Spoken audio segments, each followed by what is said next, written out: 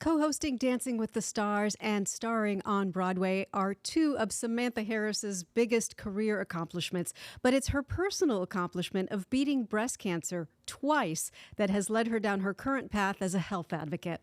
We're catching up with Samantha Harris right now on Maggie and the Moms. It's time for Maggie and the Moms.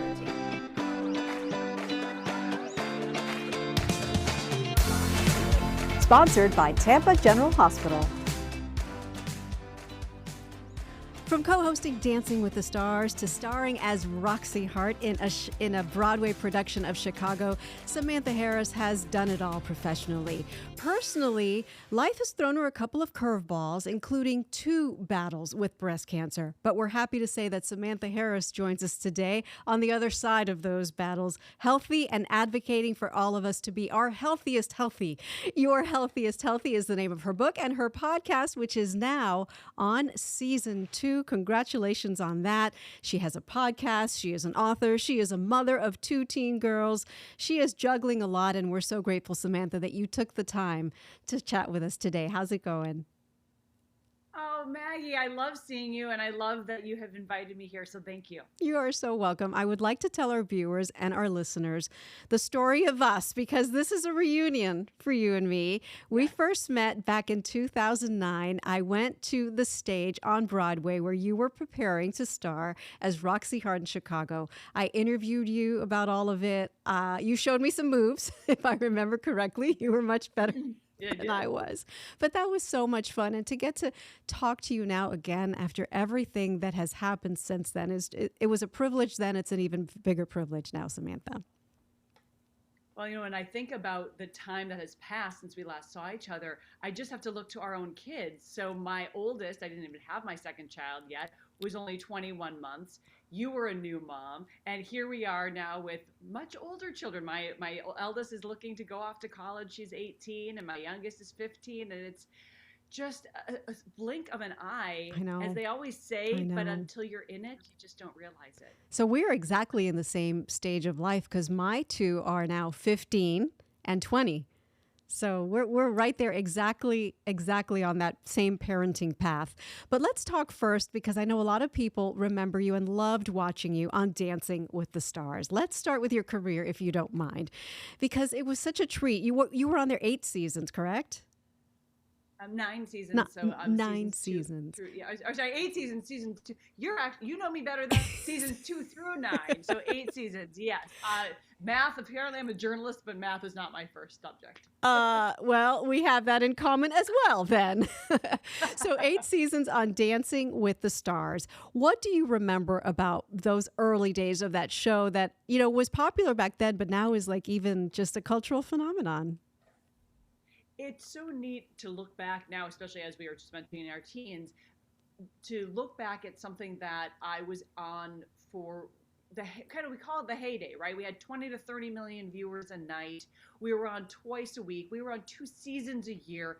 It was something that no one thought was going to hit. And I'm lucky because I came in season 2, so we already knew I was walking into a hit show. But season 1 was a little 6-episode trial. Yeah. And I was covering it as a journalist an entertainment journalist for entertainment television, for E! News at the time, and eventually Entertainment Tonight.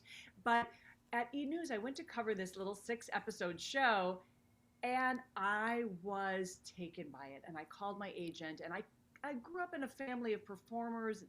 I sang and I danced, but I was never quite the dancer that these dancers are. But I moved. And I called my agent and I said, you know what, gosh, if there's ever a season 2 of this show, because we just didn't think still that it was going to be as big as it was, I said, I would love to be on it as a contestant, because not for a moment did I think there was going to be an opportunity to be the co-host. So when she called me a couple of months later and said, Samantha, super exciting news, you're on a short list for Dancing with the Stars, I thought she meant to be a dancer. I said, yeah, I just don't think I'll have the time to put into all that rehearsal because I'm a full-time entertainment journalist. I can't do both. She said, no, Samantha, it's to be the host, and we'll figure it out. And we did, and the rest is history. Oh, my gosh. All right. So this begs a very important question, Samantha. Other co-hosts have also competed.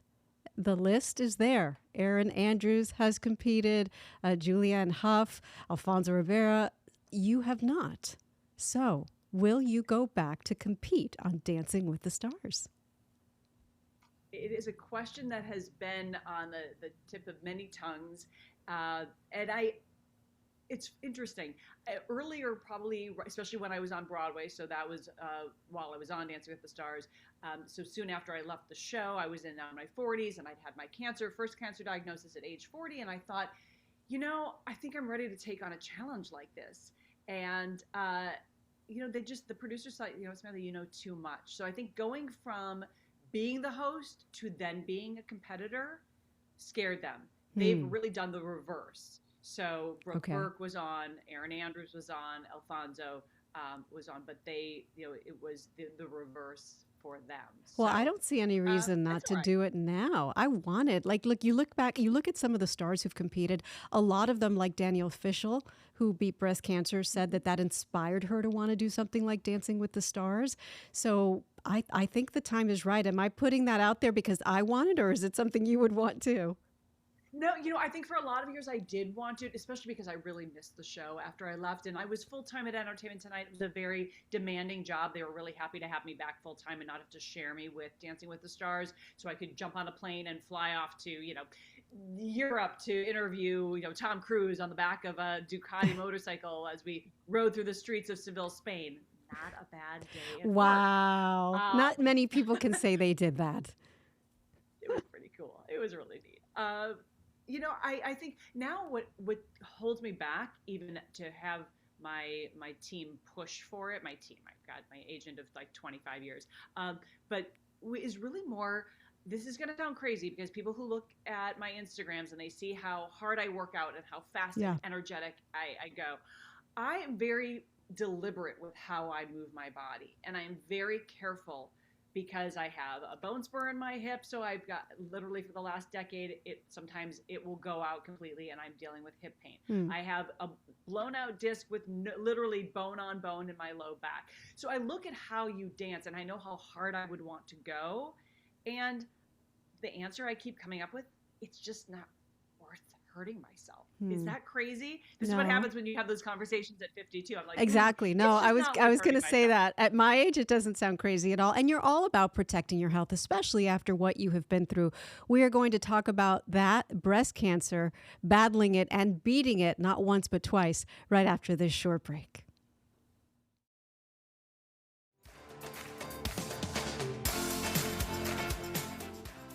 We're back with TV host extraordinaire, author, podcaster Samantha Harris.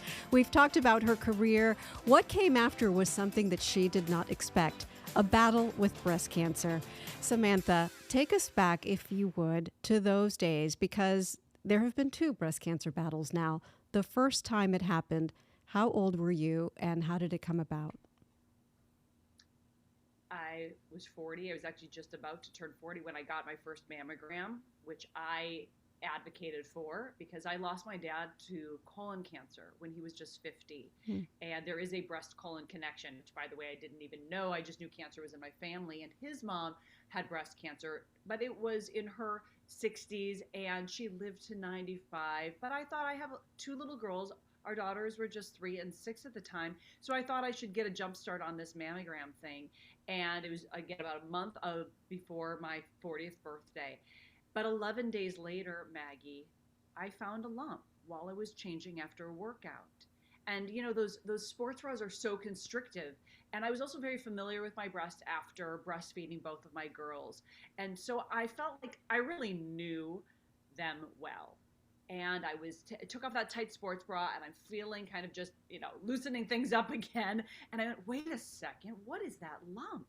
I didn't have that lump before, but I just had a clear mammogram 11 days ago. Yet instead of sticking my head in the sand, I went to see my OBGYN since she was the only doctor who ever gave a clinical exam. And she felt the breast and she said, nah, you know what? You're turning 40. It's glandular. This is what happens. Breasts like to make lumps. Don't you worry about it. So I went on my merry way. A month later, I said, I should just get a second opinion. But it wasn't cancer, of course, so I went to my internist. Same thing, quick clinical exam, said it was nothing. Well, keep an eye on it if you're concerned, and sent me on my way. But Maggie, 4 months later, that lump was still there. and it was pesky and it didn't want to go away. And it was sidey. And I had this inner voice that just kept nagging me, and it was getting louder and louder and louder until finally I realized it was shouting at me. And it said, Samantha, you need to go see a doctor who looks at breasts every day as a specialty. I thought, well, gosh, okay, I don't even know what kind of doctor does that. What kind of doctor is that? The only kind of doctor that does that is a breast oncologist. Oh. So here I was in a cancer center and thinking, I don't have cancer. And we had multiple tests, a needle biopsy, 2 ultrasounds, an MRI, and it's sadly not surprising, but at the time I was shocked. Not one of those diagnostic tests said it was cancer, definitively. They didn't think it was cancer at all. But this surgeon said, I just don't know what it is. I think we should take it out. We did. She said it wasn't cancer until I got that final pathology a week later. And that's when my world came crashing down. What a journey. For you to have so many professionals whose opinion you're supposed to trust reassure you that it was nothing. I don't know what to take away from that story except trust your gut. You knew your breasts, as you said, and that lump wouldn't go away, and it was pesky. Is that your message to other women? My PSA that I come out of my story with is, look, we want to go to the white coat person with the stethoscope around their neck and know that anything they say is what it is, and they can figure it all out. But you know what? As wonderful as our medical system is, and as far advanced as our science has become, they can't know our body as well as someone who is with it 24/7, and that is only us, ourselves. So my PSA is know your body better than anyone else possibly can. And how do we do that? And that's really what I've been diving so deeply into. How can we know our body? Well, we can first of all feed it the right way with nutrient-dense foods. We can move our body daily. We can also not stick our head in the sand when we notice the change in our bowel movements or the way our gut feels, or if we see a mark on our body, on our skin that's changed shape or color, right? Or in this case, a lumpy breast. Most of them are benign, but still, don't ignore it. Breast cancer statistics, you can't ignore it. Because so many of us, too. Sorry, I was going to say, because so many of us, especially as moms, we're like, I don't have time for this. So if I have not 1, but 2, but 3 doctors telling me it's nothing, it's probably just me. I'm not going to deal with it. But I love that you're sharing this story with us because it is so important. We have to be our own biggest advocates. So once it was confirmed that it was cancer, what was it like for you? How long was what came after? So in 2014, when I was diagnosed, I had 3 surgeries. I had the lumpectomy that eventually showed that it was invasive ductal carcinoma, which is invasive breast cancer. I was still told we caught it early. I went through a myriad of what we kind of call cancerversity, realizing that there are more types of oncologists than you ever may have realized to build your team. I opted, after much consideration, it is a very personal decision, to do a double mastectomy. I had a 2-stage reconstruction, which meant that they put a temporary implant in the first, kind of after the mastectomy. So they removed all the breast tissue. They put in a temporary implant that they slowly inflate so that your tissue around and your muscles can sort of mold to it. And then a final, and that's called an expander, tissue expander. And then I had my final reconstruction 3 months after that. So it was a journey. And then there's PT, and then there's all of that. But really the bigger part of the journey has been the deep dive that I did, because I had no genetic link to my dad's or grandmother's cancers. And of the 1 in 8 women who will be diagnosed with invasive breast cancer over the course of her lifetime, the shock to me, Maggie, was that only 5 to 10% of breast cancers are genetic. Really? And that was mind-blowing. Because I think that women put off their mammograms if they don't have a family history of cancer. Are you saying we should not? We should get our regular annual checkups.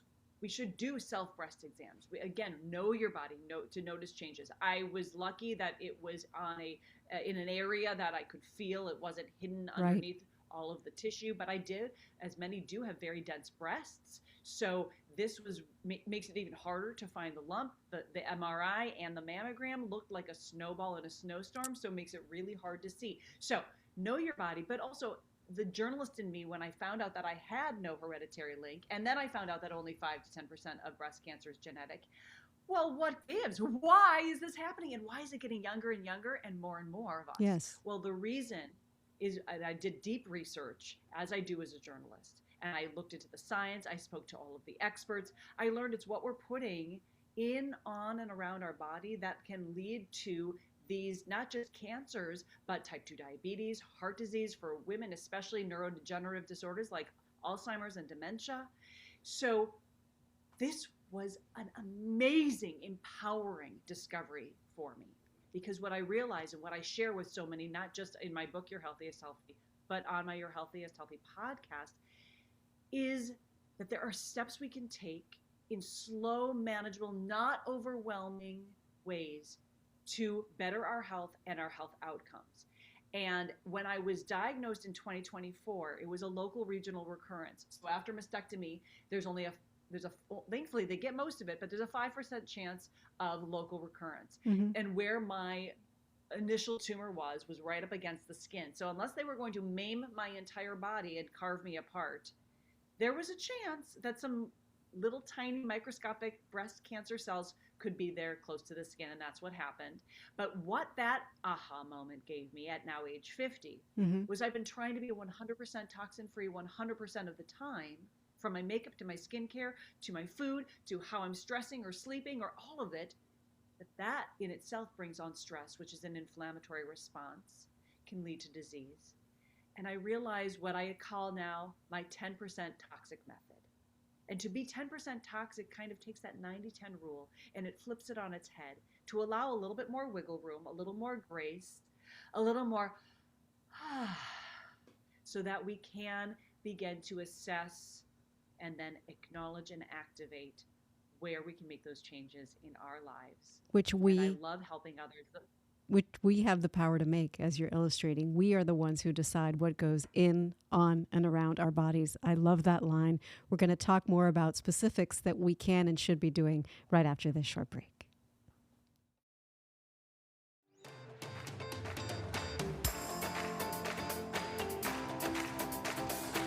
We want to leave you with an uplifting message of hope. You can battle breast cancer twice and come out of it a better person, a healthier person who lives a life with intention. That's what Samantha Harris is doing and what she is encouraging and teaching all of us to do through her mission, Your Healthiest Healthy. Samantha, thank you so much for the stories you've shared, the lessons you've learned. We have 5 or 6 minutes left, so I want to use the time that we have left to share your best advice for women who follow you on Your Healthiest Healthy, the most actionable steps that we can take to be our healthiest selves. And what you said too, it's so empowering. I am at 52, after 2 bouts of breast cancer, more energized, more vibrant, more deliberate, more amazing, feeling in my body, my spirit, my soul, and my health projection of where I feel like I'm going than I ever was even in my 20s. And that's the hope, the message I want people to take away from this. But to get there, I had to make some easy, manageable changes in my life in a small, progressive way. So what can we do? First of all, look at your beauty drawer. What is in your skincare and your makeup and your hair care products that you're putting on your body every day that may have carcinogens and endocrine disruptors that disrupt our hormones? How do we know by looking at it if it's bad? Great question. So I have some cheat sheets. People can send me a direct message, a DM that says clean beauty, and I'll send you a vetted clean beauty guide. Okay. Because it can be very overwhelming. Anything that has fragrance is a big red flag, because fragrance is proprietary. Oftentimes there are a lot of harmful chemicals that make up that fragrance to mask other things in that. So make sure you're choosing brands that are transparent. There are some really great things. Also, parabens are another one to look out for. Those are probably the 2 easiest to notice. There are so many others, but the easy cheat sheets are the Environmental Working Group, which is ewg.org. It's a nonprofit that will give you a 1 to 10 rating, 1 being the cleanest, or EWG verified being even cleaner than that, Okay. and the 10 being most toxic. Fragrance is a 9. Run away, go the other way. So they also have an EWG.org, you app, said? Okay. ewg.org. They have an app. It's called the Clean Living app. There are other great ones. Yuka, Yuka. I have is that another one. great app. Yes. Perfect. Think Dirty is another one. So these all give ratings, and some of them even give some alternatives, like I do with my Clean Beauty Guide. Then we want to assess our food. Are you eating a lot of processed junk? Are you eating a lot of meat or animal products? How can you add, not to say that you have to eat one particular dietary pattern or another, but are you predominantly plant-based, plant-forward, lots of variety? And plant-based doesn't just mean you're nibbling on some lettuce. It means you're eating nuts, seeds, legumes, beans, herbs, spices, and of course, fruit and vegetables, and variety of at least 30 different of those each week. That makes our gut microbiome, which houses 70% of our immune system to fight things like cancer, it makes it more reinforced and helps our immunity overall. So a very plant-based diet and fewer processed foods. And then when it comes to exercise, moving our body every single day in whatever way you can. And that doesn't mean, especially if you're in your, if you're 40s, 50s and beyond, we don't have to have that crazy cardio intensity like we thought we needed in our 20s. It's actually different and harmful now to do it that intensely for, say, an hour. We want short cardio bursts. So think HIIT class, high intensity, and then back off. Or even better, sprint training. That's 30 seconds, all out max, full recovery for a minute and a half or two, and then go at it again as hard as you can, even harder maybe than the first time. And you're just doing that for a max of 30 seconds for 4 to 6 sessions. And if you only start at one session, then you slowly build up. And that doesn't mean you have to run. It can mean kettlebell swings. It can mean going hard on a bike. It can mean jumping up and down, which also is great for bone building, getting that those osteoblasts that help build the bone. How frequently are you doing that? So first of all, heavy lifting is the biggest thing that I have added in, because, and I didn't start there, progressively working up to heavier loads. So aiming for strength training, ideally at least 2, if not 3 days a week. Some days I even go 4, depending on the program I'm doing. Then I add in the sprint training. Twice a week would be ideal. I'll be honest, some weeks that I only do it once. And I change up what I'm doing. I love a mini trampoline because I can go really fast with fast feet, get a really big cardio but no impact, or just do a nice bounce on that, which has wonderful benefits for our lymphatic system and our overall health. Interesting, jumping on a rebounder. NASA, this is from NASA, this is what the astronauts do. They found that bouncing on a rebounder for just about 10 minutes has the metabolic equivalent benefits to 10,000 steps. What? Yeah, it's a great one. There's really great science behind it. That is fantastic. That is a prescription for healthy living. I love that. So you're all about sharing tips like this and life lessons on your podcast, Your Healthiest Healthy. So well into season 2 now. So just as we wrap up here, tell us, what can we expect when we tune in to your podcast? Well, so season 1 is an alternating between coaching sessions with just me giving you something on a specific topic. It could be on eating a plant-based diet, or the benefits of intermittent fasting or not, or sleep or stress. And then I bring in guest experts alternating every week. And these are some of the top from Dan Buettner from the Blue Zones to Dr. Stephen Gundry. Then season 2 starts with 6 episodes all focused on fitness. Dr. Stacy Sims, who dives really deeply into sprint training. Dr. Vonda Wright, who's an osteopath, talks so much about the benefits of bone building through jump training, and both of them talk about heavy lifting and strength training. So it's really an exciting season. And then the next section will all be about nutrition. Oh my gosh, I love it. Thank you very much for taking what has happened to you and giving it to all of us, just kind of to help us learn from you. Thank you so much, Samantha. It's such a pleasure. Thanks, Maggie. Thanks for having me. And I look forward to connecting with everyone who's listening on my Instagram. Why don't you tell us your Instagram? Oh, it's at Samantha Harris TV like television on Facebook as well. So either way, whatever your platform, but Samantha Harris TV like television. All right. Thank you so much. And thank you all for watching and listening to Maggie and the Moms. Till next time.